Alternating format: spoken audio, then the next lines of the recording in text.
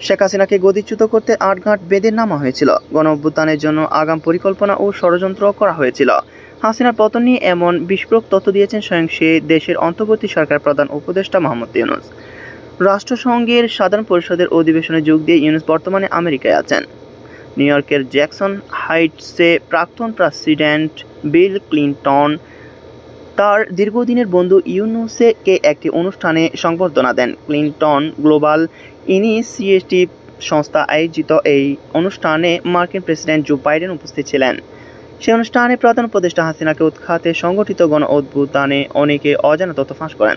তিনি বলেন, গোটা পর্বে কাজ করেছে এক অদৃশ্য হাত, কেউ এটা প্রকাশ করতে পারেনি। বৈষম্য বিরোধী ছাত্র আন্দোলন এবং গণ-অভ্যুত্থানের পেছনে আসল কারিগর কে ছিলেন? এরপর নিজেই বলেন মাহফুজ আবদুল্লাহ।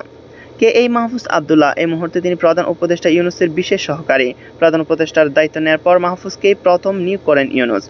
বছর 35-এর এই যুবকই ছাত্রদের আন্দোলনকে চালনা, স্লোগান, কর্মসূচি তৈরি কাজ করতেন। তিনি প্রকাশ্যে এসেছেন কম। অনুষ্ঠানে মাহফুজের নাম উল্লেখ করার পর ইউনূস বলেন, যদি মাহফুজ বলে সে একা নয়, আরও অনেকে ছিল, কিন্তু তাকে গণ-অভ্যুত্থানের কারিগর হিসেবে আন্দোলনকারীরা জানে।